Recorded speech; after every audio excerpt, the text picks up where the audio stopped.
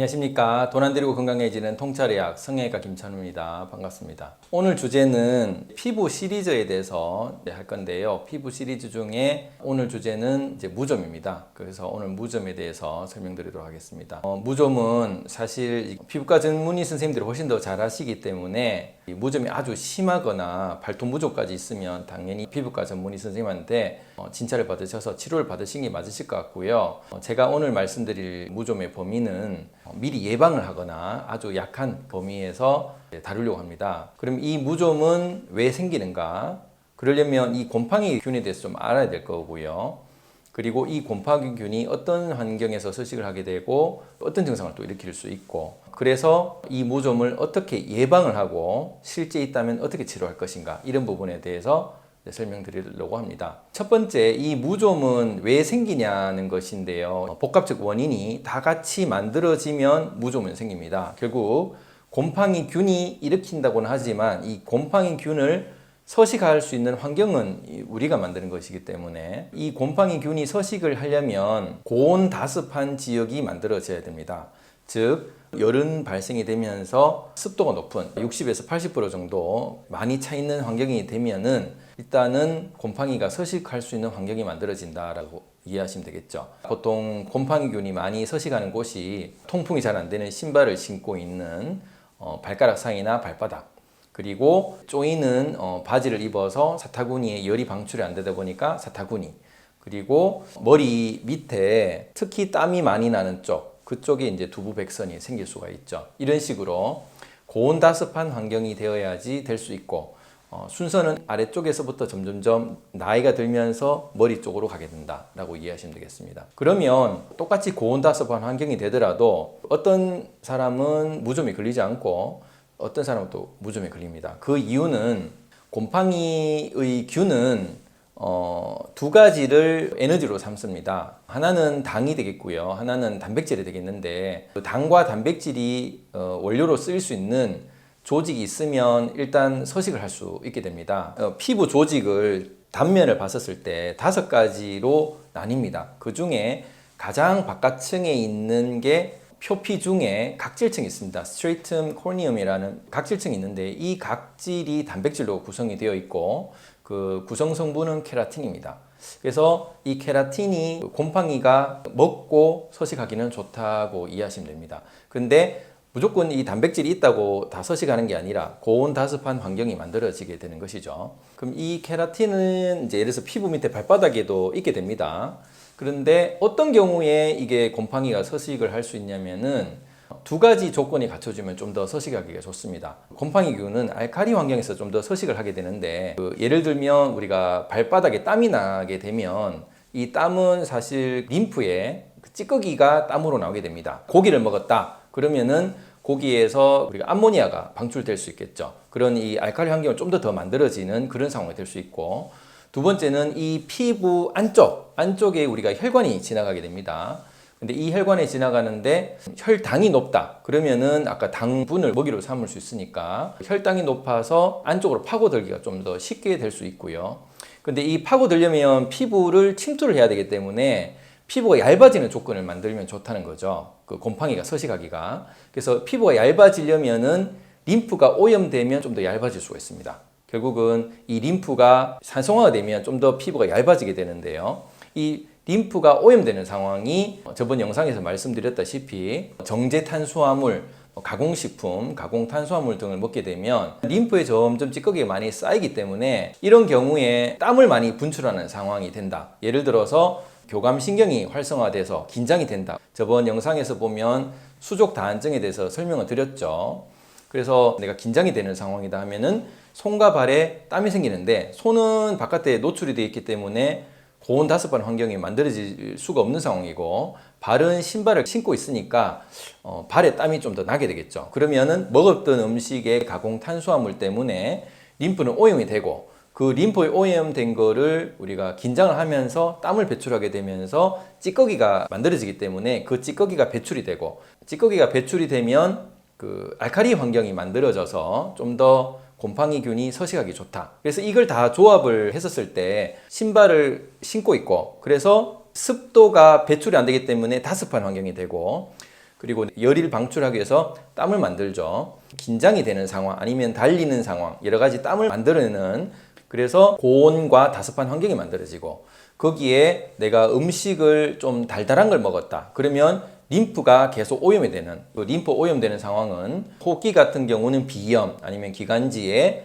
염증, 장이 예민해지는 장염 같은 상황 그리고 피부가 예민해지는 피부 두드러기 뭐 이런 여러 가지가 림프 오염을 만드는 상황이기 때문에 늘 가공 탄수화물을 좀 달고 사시는 분들은 이런 만성 알러지 또는 만성 림프 염증이 있게 되겠죠. 그러면은 발바닥에도 림프 오염이 되기 때문에 피부의 장벽이 훨씬 얇아지게 됩니다. 그러면 곰팡이균은 그 상황에서 케라틴을 먹고 살면서 케라티네이스라는 단백질 효소를 분비해서 껍질을 계속 벗겨내면서 걔들은 침투하게 되는 거죠. 점점 깊이로 침투하고 넓이로 침투하게 되는 상황이 되면서 케라틴을 먹고 살면서 이제 안쪽으로 침투합니다. 그러면서 간지러워서 발바닥을 긋게 되면 우리 스스로가 피부 정벽을 더 얇게 만들어서 피가 한 번씩 나게 됩니다. 이때 그 곰팡이균이 혈관으로 들어가면서 달달한 혈당을 이제 먹고 살게 되면서 조갑으로 진출하는 거죠. 그리고 결국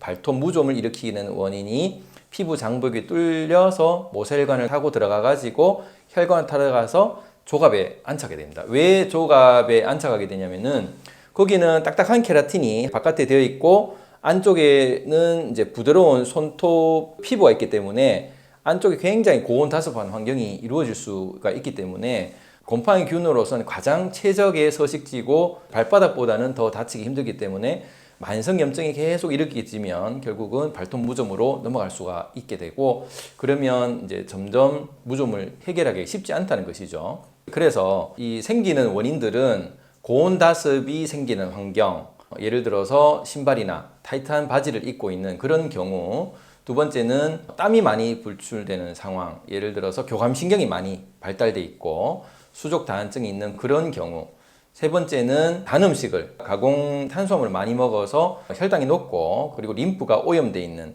이런 경우, 그리고 육류 섭취를 해서 암모니아가 배출되기가 쉬운 그런 경우 네 가지가 합쳐지면 다른 분들에 비해서는 무좀이 걸리기가 쉬운 환경이다. 그 중에서 네 가지 조건에서 한두 가지가 빠지면 무좀에 걸리지가 않는다는 거죠. 예를 들어서 손 같은 경우는 오픈이 되어 있기 때문에 잘 생기지가 않죠. 물론 주부들은 고무장을 계속 끼고 있다. 그래서 물이 늘 안쪽에 있다. 이런 상황이 생기면 또 주부 습진이 생길 수가 있게 됩니다.